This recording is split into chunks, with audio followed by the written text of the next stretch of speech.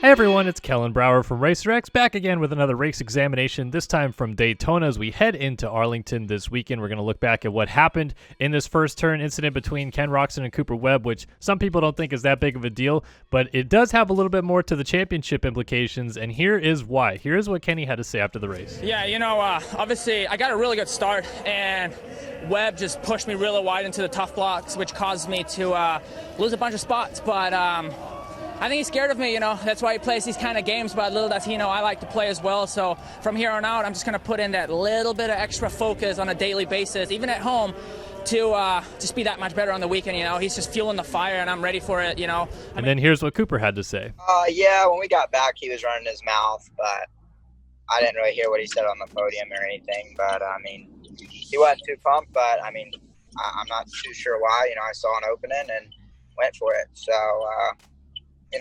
he's really focusing on himself this year, and clearly he showed how much he's focusing on himself. So there you have it. You have 1-2 in the championship right now, kind of at each other's throats, just past the halfway point of the season. This is about to heat up and get really good coming into this weekend. But here's a little bit of what happened coming into the first corner. So Kenny's going to get to the corner first, and Cooper's going to fall in line right behind him. You see Eli's on the inside behind Cooper. So Cooper, if he goes into the inside into this next corner, he'll just have the lead. He can just close Kenny off coming out of the second corner. But instead of tucking to the inside like Eli does, Cooper just decides to take Kenny all the way to the top of the tough blocks here and block him out. And you want to talk strategy here. It worked. Cooper actually made sure that Ken had a bad start, and Cooper didn't really get a bad start himself. He comes out basically kind of second, third-ish right behind Tomac, but he could have got the whole shot. He could have maybe taken the race lead. Would he have won the race?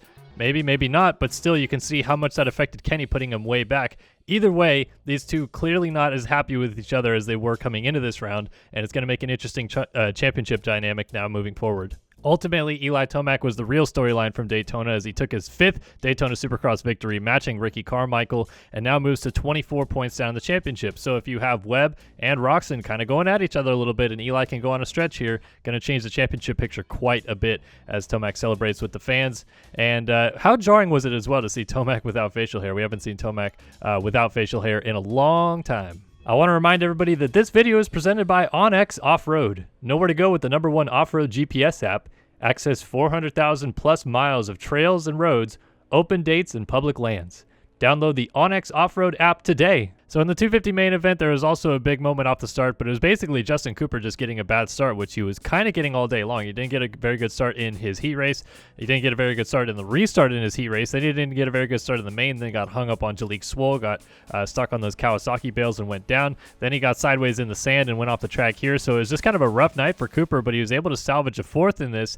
Unfortunately for him, though, Cameron McAdoo was on fire all day long and then caught and passed Styles Robertson for the race lead and eventually the win of the Daytona Supercross, which would have been McAdoo's first career main event win. And you can see how much that fired him up, which is a huge deal, obviously. This is a guy that came back from basically not having a ride to getting on the pro circuit team, burning out after the finish line, and then Marchbanks rides by and goes, hey, I remember that from last year. But how about Cameron McAdoo getting it done in Daytona as we head into Arlington this weekend?